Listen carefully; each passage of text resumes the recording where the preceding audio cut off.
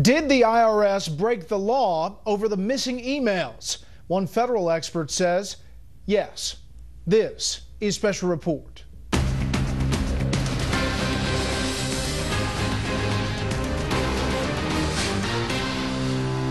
Good evening. Welcome to Washington. I'm Brett Baer. The search for truth about what happened to emails concerning the IRS targeting of conservative groups today touched on the subject of legality.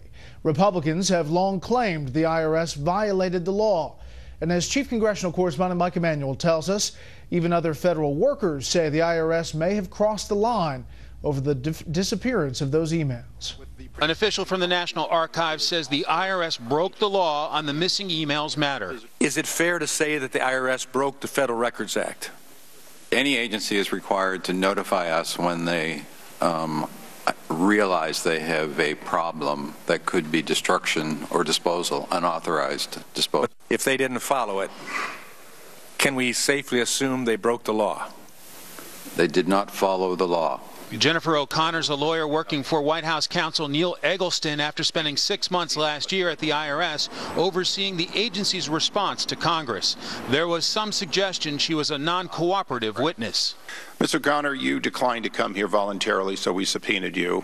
Clearly, you're not pleased to be here, but it is important that you're here. And she was pushed for answers. Do you know if the White House counsel's office, once they got this information that, in fact, Lois Lerner's emails in a critical 2-year time frame were lost, do you know if the White House counsel's office told the FBI and told the Justice Department? So what I can tell you is what I knew when I was at the IRS. No, I'm talking about now. I'm happy to answer questions about my time at the IRS. I was there. I'm asking, did your boss, did the folks you work for at the White House counsel's office, when they got this critical information, did they share it with the Justice Department?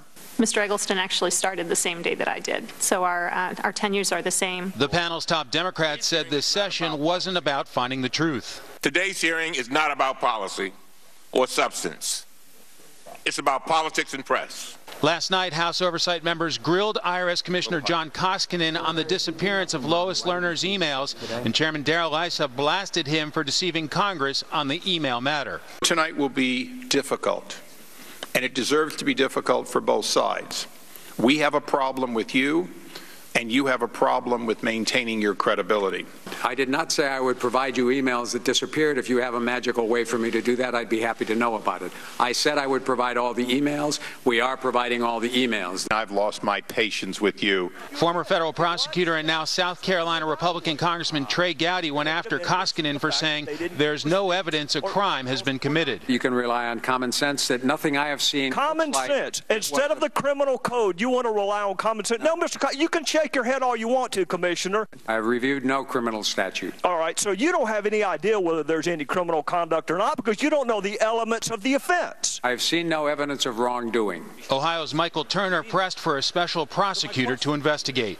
Will you call the FBI and ask them to come in and investigate these missing emails that their destruction could possibly have been a crime?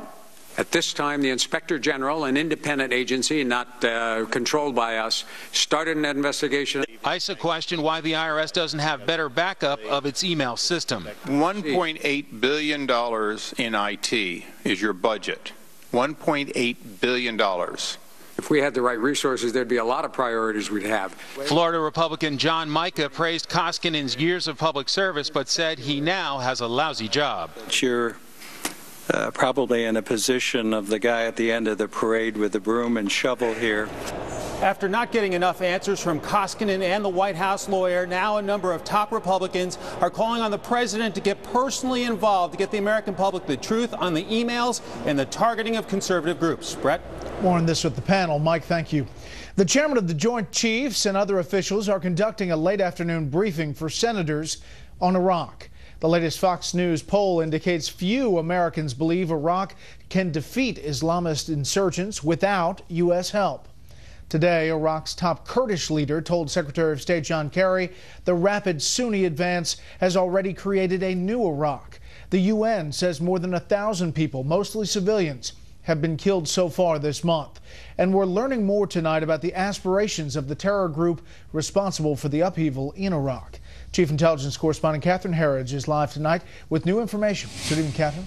Brett, a senior intelligence official confirmed today that ISIS wants to strike American targets, but offered no firm evidence of plotting. Quote, "We believe that while their focus appears to be on their operations in Iraq and Syria, that they do have at least some aspiration and intent to target or to threaten U.S. interests." Asked whether American recruits are now among the ISIS fighters, the senior intelligence official said it's a given, adding that the group's strike force is now between 3,000 and 5,000 fighters who are taking ground to meet their long-term objective of an Islamic State. Unlike some terrorist groups that simply just work to kill and maim, they are killing and maiming, but they're also grabbing ground, so they have some behavior of an organized force. There's no question about that. Barring a major counteroffensive, the U.S. intelligence community assesses that ISIS is well positioned to hold the territory it has, but it runs the risk of overreach and jeopardizing its position by pushing into Baghdad. The senior intelligence official cited multiple strategic warnings, including February congressional testimony from the nation's intelligence chief there on the left and the head of the Defense Intelligence Agency about the rise of the terrorist group and the likelihood the Syrian crisis would spill over and destabilize Iraq. Asked who failed to act on those warnings, the official provided no further details. Brett. And now, Catherine, there's concern about Jordan. Well, that's correct. We did not get specifics on that in the briefing, but the sense is that the group is in a position to continue to follow through. Okay, Catherine, thank you. Secretary of State John Kerry is engaged in shuttle diplomacy, working with Iraq's various factions and his European counterparts on the Iraq crisis. Chief Washington correspondent James Rosen is traveling with the Secretary and talked with him today. As the first Secretary of State to visit Erbil in the semi-autonomous Kurdistan region of northern Iraq since 2006, John Kerry urged Kurdish leader Masoud Barzani to help form a new government in Baghdad. But the Kurds, having seized control of Kirkuk amid the current crisis in Iraq, now sense a chance to finally get their own state. As Barzani told Kerry, "We are facing a new reality and a new Iraq." The new Iraq dawned this month when the Sunni terrorists known as ISIS captured Mosul, Iraq's second largest city, and started marching towards Baghdad. In fact, ISIS had captured the cities of Fallujah and Ramadi back in January. And in our interview in Erbil, I asked Secretary Kerry why the rise of ISIS seemed to catch America's leaders flat-footed. You and President Obama have both suggested that the only real surprise in ISIS's capture of Mosul was how swiftly the Iraqi armed forces melted away. But given all that America has done and sacrificed to stand up the Iraqi armed forces over the years, given too that ISIS captured Fallujah and Ramadi in January, shouldn't the fighting capability of the Iraqi armed forces have been precisely the kind of thing that our intelligence services and the Obama White House National Security Council should have had a much better grasp of?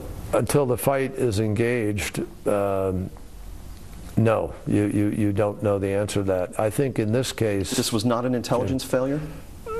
Well, Jim, if somebody could have found out that leaders were going to literally betray and cave in and desert, that would have been terrific. But look, you said that repeatedly that President Obama began, as you put it, way back in the last year, adding material and support, trying to build up Iraq as the crisis has been looming. Correct. Obviously, whatever steps he took, which you only described vaguely, proved inadequate to prevent this current crisis from developing and now occupying so much of your and his time. So this, to a reasonable observer, will appear as either an intelligence or a policy failure or both. Not being permitted by the Iraqi government to keep personnel here, as you know. As a result, we don't have eyes on. We didn't have eyes in there. That's absolutely correct. We just didn't.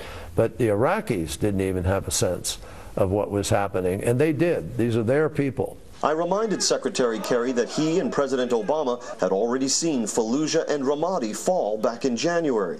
What did you do about it to prevent Mosul from falling? It doesn't seem like very much. In the end, the Iraqis are responsible for their defense, and nobody expected wholesale desertion and wholesale betrayal, in a sense, by some leaders who literally either signed up with the guys who came in or walked away from their posts and put on their civilian clothes. No, nobody expected that. I asked, too, about the latest New York Times CBS News survey. Its results consistent with all other recent and reliable polling data, showing that a majority of Americans, including nearly a third of Democrats, now disapproves of President Obama's handling of foreign policy. Are you humbled by that? If I paid attention to polls, I would have quit in Iowa a long time ago. I don't pay attention to polls. From here, Secretary of State Kerry heads to Brussels, a more congenial setting perhaps, but one that forces upon him an abrupt change of topics, from the terrorist insurgency in Iraq that is unfolding against the backdrop of the Arab Spring to the territorial dispute between Russia and Ukraine, with its echoes of the Cold War. Traveling with the Secretary of State in Erbil in the northern Kurdistan section of Iraq, James Rosen, Fox News. Up next, a couple of major Senate races headline tonight's election coverage. We'll go live to Mississippi and Oklahoma. First, here's what some of our Fox affiliates across the country are covering tonight. WSVN in Miami with a shooting in the Liberty City neighborhood that left 2 dead and 7 injured. Miami's city manager says officials must reassess their strategy against crime. Fox 59 in Indianapolis with a stormy and dangerous day in the Hoosier State. A tornado producing storm-damaged homes southwest of Indianapolis and downed power lines and uprooted trees in the city and its suburbs. No injuries reported so far. And this is a live look at San Francisco from KTVU. The big story there tonight, a finding by the NTSB that pilot error was the cause of the Asiana Airlines crash landing last year. 3 people died. The board also found fault with airplane maker Boeing, saying its equipment and materials contributed to that accident. That's tonight's live look outside the Beltway from Special Report. We'll be right back.